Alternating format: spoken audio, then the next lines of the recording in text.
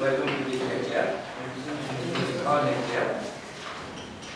And today we are going to discuss the second phase of the unification of Nepal.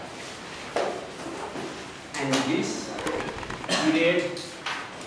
period begins with 1770 and ends in 1792. Just a period of 22 years. From 1770 to 1792. Now, we have already mentioned yesterday that the second phase of the unification of Nepal, in my opinion, is the beginning of the real unification.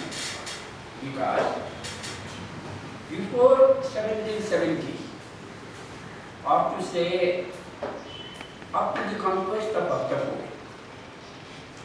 PrithiviNarayan's main aim was to capture the kingdoms of Nepal Valley, and his main target was Nepal Valley. And the writers have considered the first phase of unification was the expansion of Border. It was not the unification of Nepal, rather it was the expansion of Border. Because PrithiviNarayan tried only to expand his kingdom of Border. And that's why his main target was only the three kingdoms of the Caspian Valley.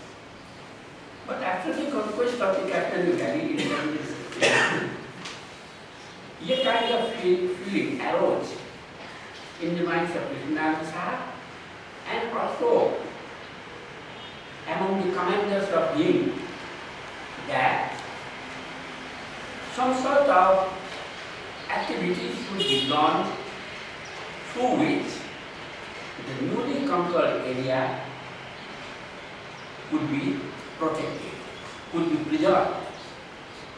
And in order to preserve the conquered area of the Valley kingdoms and Makwanpur and some small states, the conquest of the other small states situated in the east and also in Gandaki and Karnali was experienced. And that's why, after the conquest of Bhaktapur in 1769, from 1770, PrithiviNarayan tried to expand the area of his kingdom in the east and the west, and that is actually the unification. And that's why, when we discuss the events after 1770, we do not call the army of PrithiviNarayan as Gorkhalia. Rather, we should call them as Nepaliya. Because up to the conquest of Bhaktapur, we use the word Gorkhalia, the army of Gorkha. And PrithiviNarayan as the king of Gorkha, not the king of Nepal. Though he conquered Kantipur in 1760. But now, after the conquest of the Valley kingdom was completed, and after, after he, yes, and after he continued his expansion in the east and the west, he should call PrithiviNarayan as king of Nepal, and he should call his army. Right? Now, after the conquest of the Valley kingdom and after the shifting of capital to Kantipur, we have already mentioned that after PrithiviNarayan conquered Nuwakot, he shifted most of the offices to Nuwakot. And that's why Nuwakot is only still say Nuwakot as the Kormuk here. So after the conquest of Bhaktapur, he constructed a big darbar of Bhaktapur, which has been damaged by the 2 years before earthquake, and it is under renovation. So this capital was also shifted to Kantipur. And after that, he wanted to conquer the small states in the east and the west, which were once the parts of Nepal during the end. Now, this thing I will discuss in the next lecture, when we raise the question whether the activities of PrithiviNarayan and his successors was the unification of Nepal or expansion of Nepal. But now, it will be sufficient to say that PrithiviNarayan now tried to expand his territory in the east and the west. Now in the east, after the conquest of Makwanpur, two states were revealed, which were ruled by the Seno kings, and they were Chaudandi and now PrithiviNarayan sent his commanders Abhiman Singh Basnet and Paras Bhandari. These were the two commanders. Now, regarding the role of the commanders, I shall discuss in the last lecture, because if you have read the book by PrithiviNarayan's History of Nepal, he has said one thing. PrithiviNarayan has said one thing, and that is the unification of Nepal, the credit for the unification of Nepal does not go to PrithiviNarayan. It is clear. PrithiviNarayan alone cannot be given full credit of the unification. He was actively supported by his brother and his commander. So his brothers and commander also should be given due credit for the unification. That is the point of PrithiviNarayan. So in the last lecture, I will discuss something about the role of his commanders. Actually, who were from the three families, mainly three families were there, Thapa, Pandya and Basnets. These were the three families. And apart from that, there are some other two. There were some Kumars also, and there were some other Sahad also were there. But the main family who served PrithiviNarayan as the commanders during the unification wars were the Thapas, Pandyas and the Basnets. Anyway, so their role we shall discuss separately in the last lecture. Now, PrithiviNarayan sent Abhiman Singh Basnet and Paras Bhandari to conquer the remaining two states in the east, that is Chaudandi and Vijaypur, both ruled by the Seno kings. Now this army firstly conquered Chaudandi, then after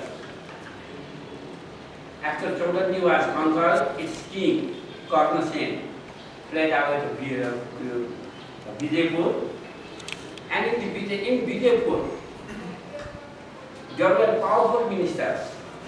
Though Vijaypur was also ruled by the Seno kings, in Vijaypur the ministers were powerful, and the ministers belonged to the Rai family. It is clear. The ministers belong to the Rai family. So, when the Nepalese army conquered Chaudandi, its king fled away to Vijaypur. And in Vijaypur, the king of Chaudandi and the powerful minister, Buddhigarna Rai of Vijaypur, they jointly opposed the Nepalese army. But they were also defeated, and Chaudandi and Vijaypur came under the control of.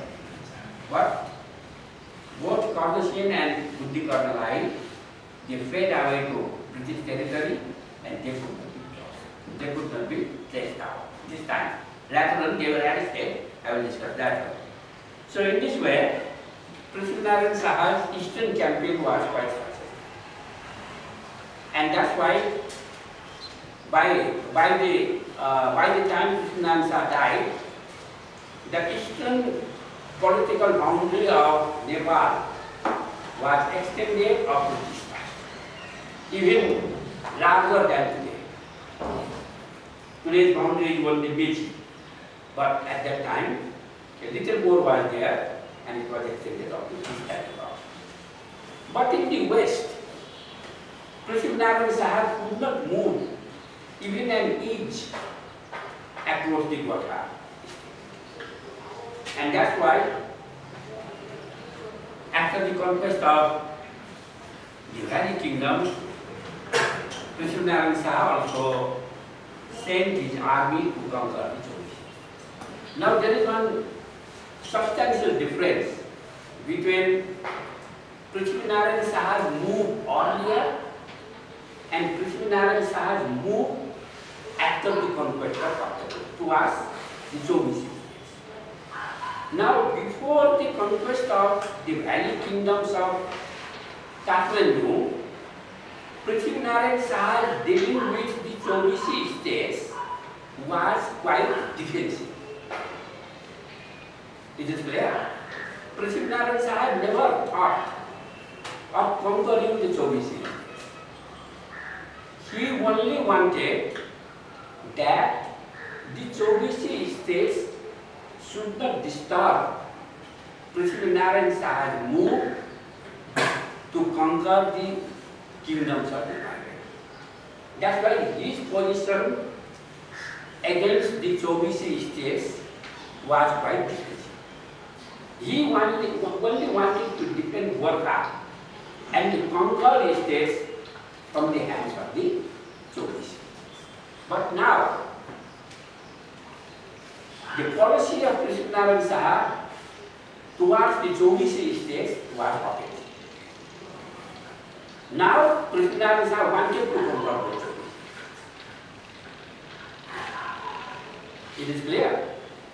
Now, on the contrary, the position of Chovis states was now the defensive, because the Chovis state has realized that PrithiviNarayan Sahab had conquered a large portion of territory in the central Nepal, in Parvati area, and also had conquered the Sena kingdoms of the east. So and PrithiviNarayan Sahab also had expanded his army, which was first established at the time of the conquest of Makwanpur. So now the Chovis states were quite defensive in their dealing with PrithiviNarayan Sahab. And PrithiviNarayan Sahab's line was quite offensive. And that's why the Chovis states, the major Chovis states, or the main Chovis states, formed an alliance against PrithiviNarayan Sahab. And there were 5 main Chovis states which formed an alliance against PrithiviNarayan Sahab. And they were Tanahu, Kaski, Lomjung, Parvat, and Palpa. These are the 5 major states.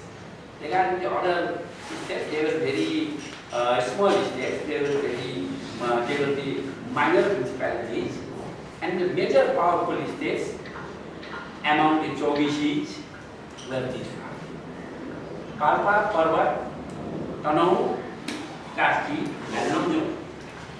Now, after 1770,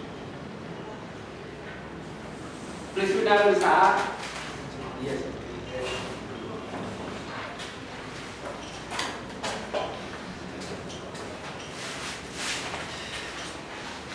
Now, after 1770, PrithiviNarayan Sahab sent his army to the Chovis states, and when the Chovis states realized that they would not be able to resist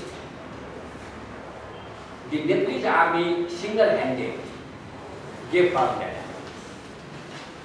Because now the Nepalese army had become more powerful with the conquest of the Sena kingdoms and the kingdoms of the valley. And that's why neither Kaski nor Lomjung nor Parvat nor Tanahu was in a position to fight with the Nepalese army single-handed. And that's why they have to make an alliance. And the alliance was made. And there were moves and counter moves from both sides.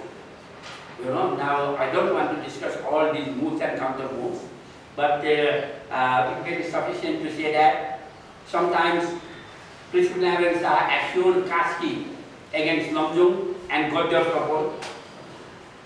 And in the same situation later on, PrithiviNarayan also joined hands with Namjung against Kaski. So this is the what to say war strategies, moves and counter moves, which we will discuss in a little detail when we discuss PrithiviNarayan as the strategy. So there were moves and counter moves, there were arranges and counter arranges, but even then, PrithiviNarayan was unsuccessful to break the unity of the Chobisi. Because you know, the Chobisi, the status of Chobisi states or the position of Chobisi states was in danger after PrithiviNarayan emerged as a powerful ruler. And that's why they came under one umbrella, they came under one big alliance, and they jointly opposed the Nepali. And finally, during the time of PrithiviNarayan, there was a war between the Nepali army and the joint force of the Chobisi states in a place which is called Sotong. Sotong was also one of the small independent principality among the Chobisi. Not big, but it's small. And in that Sotong war, the Nepalese army was defeated. Here lies the, what to say, big failure of the in a war between the joint force of Chobisi states and Nepalese army at Sotong, the Nepalese army was defeated. The commander of the Nepalese army, Kahar Singh Basnyat, was killed, and another army commander, Bamsaraj Pandey, he was taken as war prisoner. So with the loss of these two able commanders of Nepalese forces, Kahar Singh Basnyat and Bamsaraj Pandey, the Nepalese army was defeated by the joint force of Chobisi, and that's why PrithiviNarayan could not conquer any state among the Chobisi during his life. So what I mean to say is that after the conquest of the Valley kingdoms in 1769, PrithiviNarayan succeeded in conquering the eastern states, but he failed to conquer the western states. And the main cause of the failure of PrithiviNarayan in conquering the western state was that he could not break the unity among the Chobisi. Then one more thing we should say about PrithiviNarayan, and that is, we have already discussed the Kinloch mission of 1767. After the conquest of Kirtipur, King Jaiprakash Malla of Kantipur requested for the petition for the help of East India Company, we have already mentioned, and Captain Kinloch was defeated.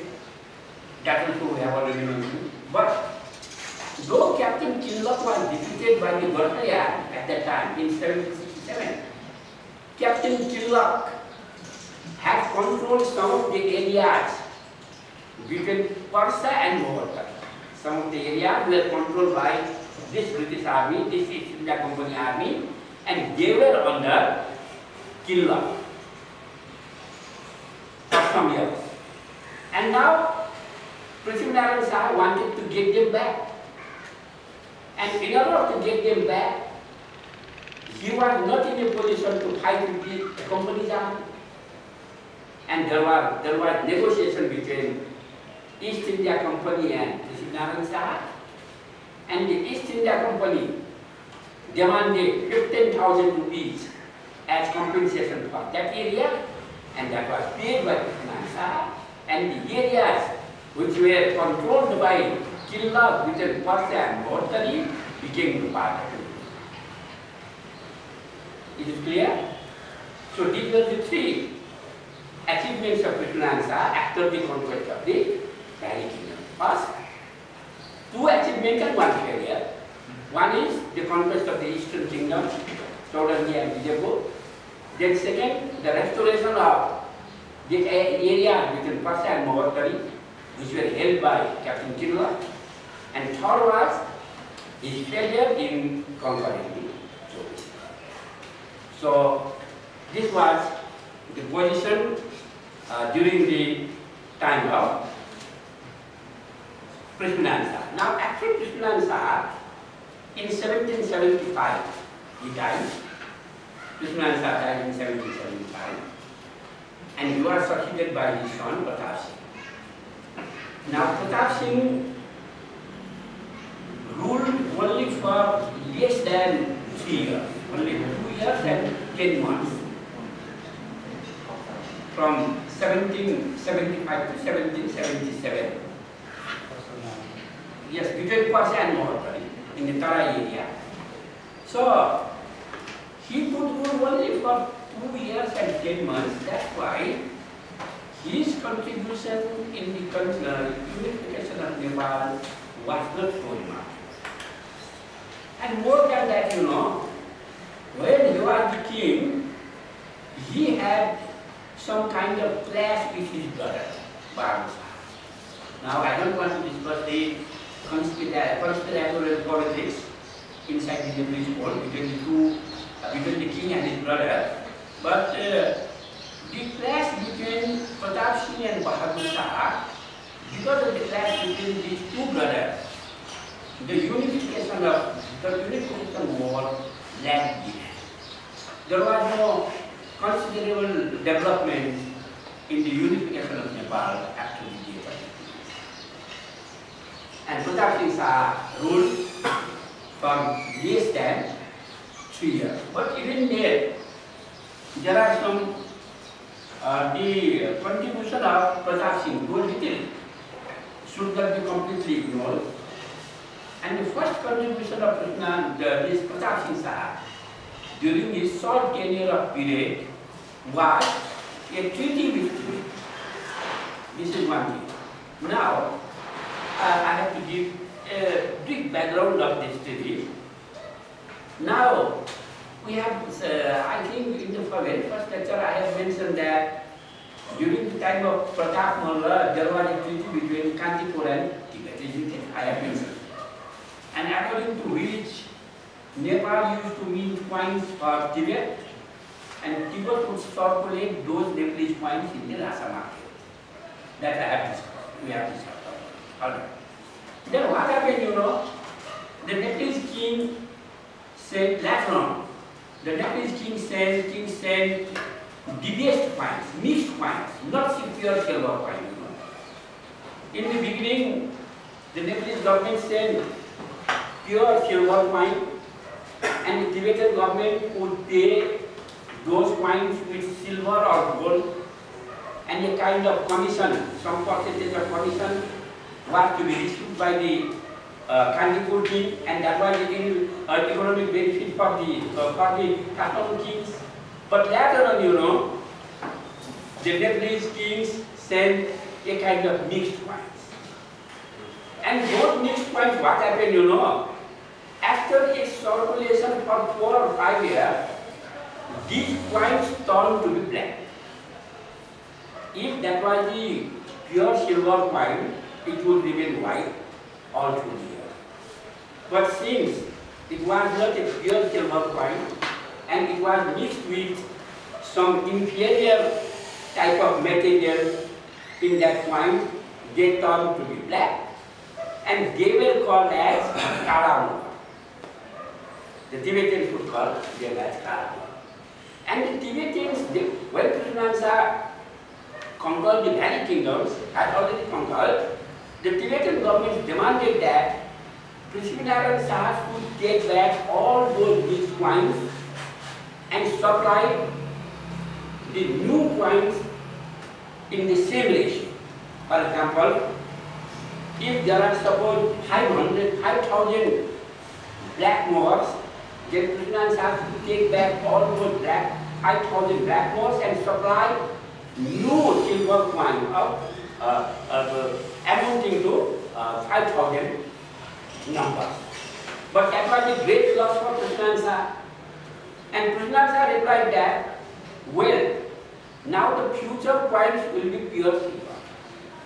And regarding the question of taking back those debased coins would be taken back at the ratio of silver in those coins.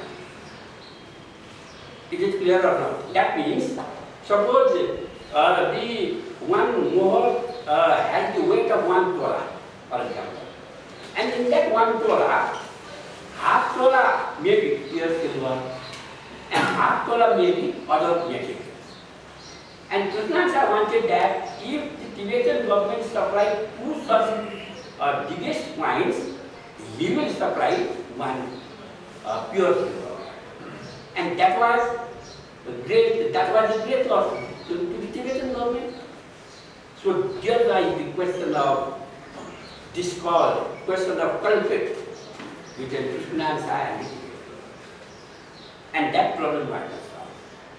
And when Pratap Singh became the king, he did not solve the coinage problem. He could not solve the coinage problem. Later on, you know, it was because of that coinage problem, there were 2 wars between Nepal and Tibet, which we shall discuss later on. It is a very brief one, so we shall discuss. And when Pratap Singh became the king, he did not try to solve the whole problem, because he knew that it was not possible to solve those problems so easily. Because you know, if the Tibetan version is accepted, Nepal will sustain a great loss. If the Nepalese version is accepted, then the Tibetan government will sustain the great loss. I think you understood it. So, Pratap Singh did not venture to solve this long-standing conflict. Rather, he signed a new treaty with the Tibetan government, and in which the Nepalese government promised to supply pure silver coin, and the Tibetan government also promised not to open its border to the foreign merchants, and the sole business link of Tibet would be with silver. Anyway, the problem was solved for future, but the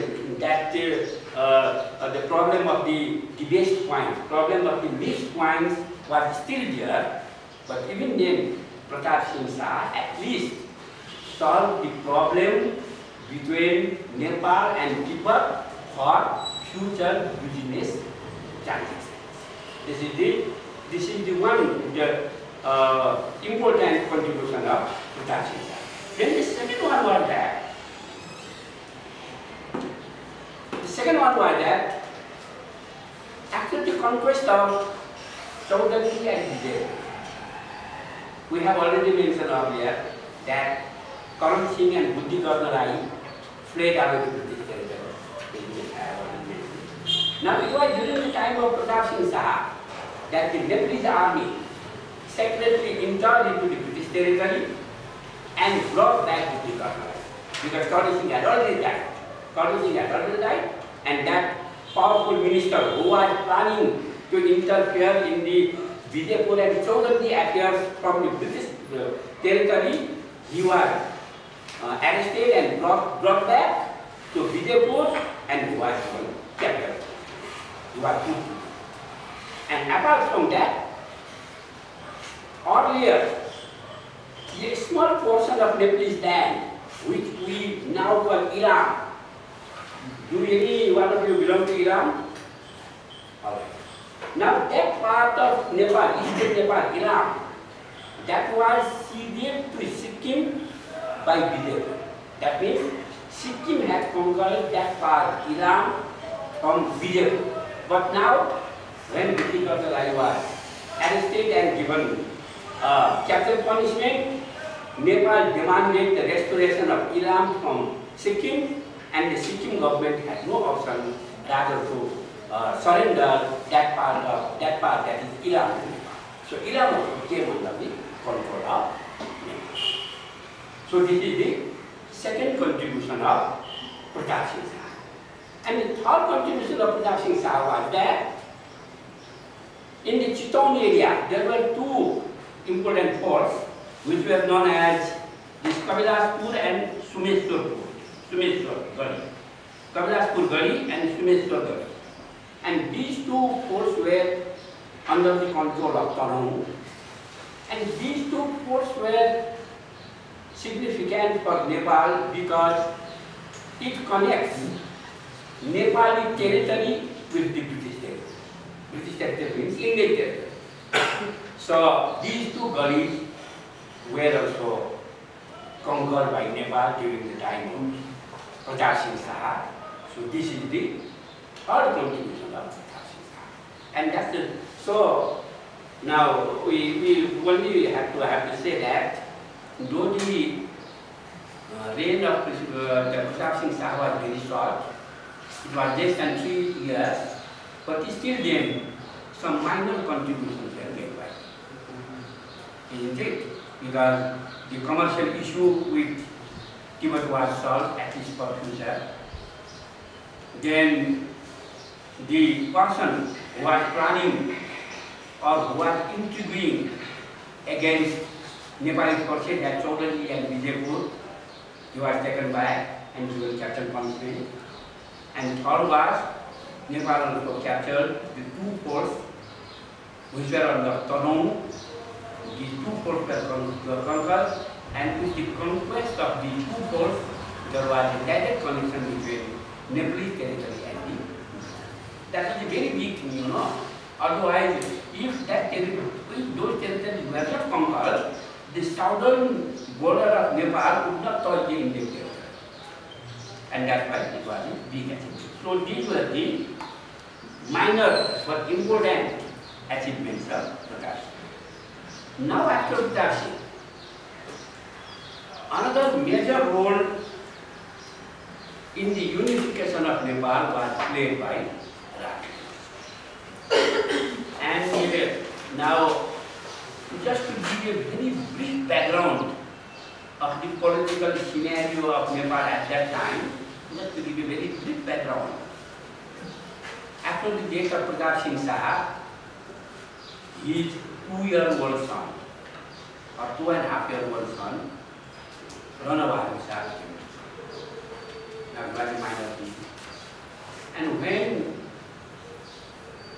the minor king of 2.5-year-old was kept on the throne, his mother Rajendra Lakshmi was the wife of Pratap Singh Saha.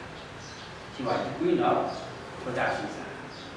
So Rajendra Lakshmi worked as the guardian of the minor aged son, and the guardian is generally known as regent. He is called the regent, Nayak. In Nepal, it is called Nayak. So when the king was minor, generally the country is ruled by a regent, by his guardian, and Rajendra Lakshmi became his guardian. And at that time, PrithiviNarayan Saha's another son, second son, Bahadur Saha, was also there. And it is generally said that, you know, Bahadur Saha had all the qualities of PrithiviNarayan Saha, whereas Pratap Singh Saha does not have that quality of his father. It is generally said. So Bahadur Saha and Rajendra Lakshmi, they cooperated each other for some months. But after that, there were discords, there were conflicts between the two. And the main cause of conflict was that Rajendra Lakshmi was afraid that her son was minor, only 2.5 years or 3 years. They were expecting that very opportunity, Bahadur Saha might have absorbed the throne of Nepal, setting aside the claim of the minor from Bahadur Saha. So that was the fear of Rajendra Lakshmi. Anyway, these two, the clash between Rajendra Lakshmi and Bahadur Shah led to the self-exile of Bahadur Shah to Betia, that is invented. And after the self-exile of Bahadur Shah to Betia, then again the unification war was resumed by Rajendra Lakshmi. Now Rajendra Lakshmi's contribution in the unification of Nepal was that she was the lady, or to say she was the regent, who conquered three big Chobisi states, Castile to Nanton, these three. PrithiviNarayan conquered these three Chobisi states. Rather it was Rajendra Lakshmi, under whose regency these three big Chobisi states were. And that was a very big achievement, you know. The conquest of three big Chobisi states, Castile to Nanton, it was a very great achievement on the part of Rajendra. Because after the conquest of these three